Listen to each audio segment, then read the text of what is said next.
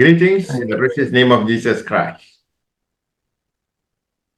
ಯೇಸು ಕ್ರಿಸ್ತನ ಅತಿ ಅಮೂಲ್ಯವಾದ ನಾಮದಲ್ಲಿ ನಿಮ್ಮೆಲ್ಲರನ್ನು ಅಭಿನಂದಿಸುತ್ತೇನೆ. Welcome to this Kannada Sunday service of Ebenezer Ministries. Ebenezer ministry Kannada ಆರಾಧನಾ ಕೂಟಕ್ಕೆ ನಿಮ್ಮೆಲ್ಲರನ್ನು ಸ್ವಾಗತಿಸುತ್ತೇನೆ. For today's meditation, let us turn to the book of Hebrews, chapter 13, verse 5. ಈ ದಿನ ನಾವು ದೇವರ ವಾಕ್ಯ ಧ್ಯಾನ ಮಾಡಕ್ಕೆ ಹೋಗೋಣ. ಇಬ್ರಿಯ ಬರೆದ ಪತ್ರಿಕೆ 13ನೇ ಅಧ್ಯಾಯ 5ನೇ ವಚನ. Let your conduct be without covetousness, and be content with such things as you have. For he himself has said, I will never leave you nor forsake you. ನಿಮಗಿರುವುಗಳಲ್ಲಿ ತೃಪ್ತರಾಗಿರಿ, ನಾನು ನಿನ್ನನ್ನು ಎಂದಿಗೂ ಕೈ ಬಿಡುವುದಿಲ್ಲ, ಎಂದಿಗೂ ತೊರೆಯುವುದಿಲ್ಲವೆಂದು ದೇವರು ತಾನೇ ಹೇಳಿದ್ದಾನೆ. Covetousness is the reason for discontent. ದುರಾಶೆಯು ಆ ಒಂದು ಐಕ್ಯತೆ ಇಲ್ಲದಂತದಾಗಿ ಮಾರ್ಪಡಿಸುತ್ತದೆ. Both greed and contentment are states of the heart. ನಮ್ಮ ಹೃದಯದಲ್ಲಿ ಬರುವಂತದ್ದು ಇದು ದುರಾಸೆ ತುಂಬಿದಂತದ್ದು, ತೃಪ್ತಿ ಹೊಂದದು. Paul had learned to be content in whatever state he was. ಪೌಲನು ಎಲ್ಲಾ ಸ್ಥಿತಿಯಲ್ಲೂ ಆತನು ತೃಪ್ತನಾಗಿ ಜೀವಿಸುವುದನ್ನು ಕಲ್ತಿದ್ದ. He was instructed both to be full and to be hungry, both abound and to suffer need.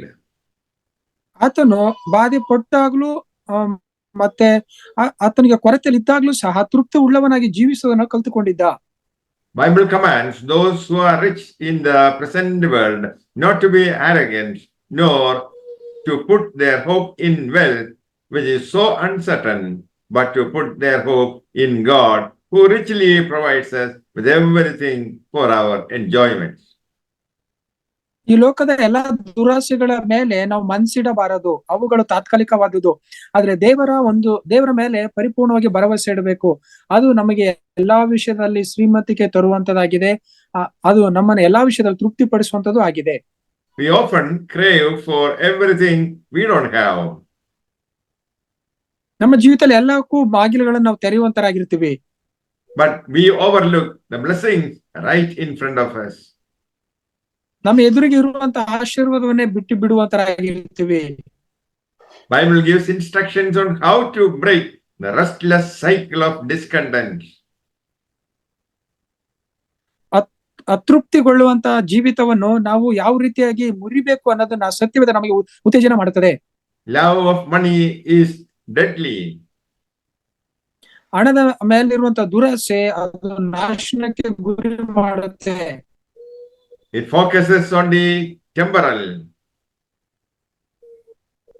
ಅದು ತಾತ್ಕಾಲಿಕವಾದ ತೃಪ್ತಿಯನ್ನು ಎದುರು ನೋಡುತ್ತೆ. It leads to sinful entrapment.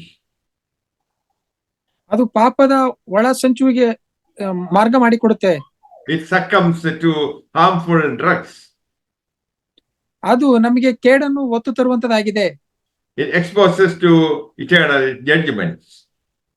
ನಿತ್ಯತ್ವಕ್ಕೆ ಅದು ನ್ಯಾಯ ತೀರ್ಪು ತರುವಂತದಾಗಿದೆ. How much better to love God with all your heart, soul, mind and strength.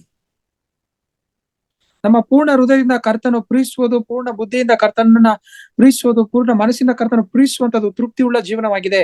Be content with the riches of Christ.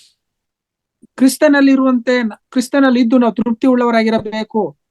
Jesus illustrated the danger of covetousness in the parable of the rich fool. ಯೇಸು ಸ್ವಾಮಿ ತನ್ನ ಸಾಮ್ಯದ ಮೂಲಕವಾಗಿ ತಿಳಿಸಲ್ಪಟ್ಟಿದ್ದಾರೆ. ಆ ಒಂದು ದುರಾಸೆಯು ಯಾವ ರೀತಿಯಾದ ಕಿಡಿಕಿಗೆ ನಮಗೆ ಗುರಿ ಮಾಡುತ್ತೆ ಅನ್ನೋದನ್ನ.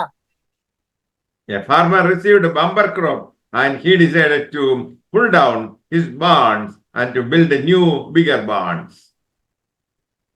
ಇಲ್ಲಿ ಒಬ್ಬ ರೈತನು ತನ್ನ ಸರಕುಗಳನ್ನ ಎಲ್ಲವನ್ನು ಅದು ಕಟ್ಟಿ ಸರಕುಗಳನ್ನು ಇಡುವುದಕ್ಕೆ ಆತನ ಒಂದು ಕಣಜವನ್ನು ಸಿದ್ಧ ಮಾಡಿದ. He wanted to live comfortably till the end of his life. ಆದ್ರೆ ಅಂತ್ಯದಲ್ಲಿ ಆತನ ಜೀವನ ಇನ್ನೂ ತೃಪ್ತಿನೇ ಹೊಂದಲಿಲ್ಲ. His decision was motivated by selfish heart, lust after money and pleasure. ಆತನು ದುರಾಸೆ ಉಳ್ಳವನಾಗಿದ್ದು ಹಣದ ಮೇಲೆ ಹೆಚ್ಚಿನ ಆಸೆ ಉಳ್ಳವನಾಗಿ ಆ ಕುಯುಕ್ತಿಗೆ ಒಳಪಟ್ಟ. He had no thought about God who provided rain and sunlight to produce bumper crop. ಆ ವ್ಯಕ್ತಿ ಮಳೆ ಯಾರು ಕೊಟ್ಟಂತವ್ರು ಆತನನ್ನೇ ಮರೆತ, ಆ ಬೆಳೆ ಬೆಳೆಯುವಂತೆ ಮಾಡಿದವನ್ನ ಆತನನ್ನೇ ಮರೆತ. He is motivated by heart in which God does not exist. ಆತನ ಹೃದಯದ ಪ್ರೇರೇಪಣೆಯಲ್ಲಿ ದೇವರಿದ್ದಾನೆ ಅನ್ನೋದನ್ನ, ಸ್ಥಿರವಾಗಿದ್ದಾನೆ ಅನ್ನೋದನ್ನೇ ಮರೆತ. Life consists of relationship with God. ಜೀವನ ದೇವರೊಂದಿಗೆ ಸಂಬಂಧದಲ್ಲಿ ಇರುವಂತದೇ ತೃಪ್ತಿ ಹೊಂದುವಂತದಾಗಿದೆ. What you have received is from God. ನೀವು ದೇವರಿಂದ ಏನೆಲ್ಲ ಹೊಂದಿಕೊಂಡಿದ್ದೀರೋ,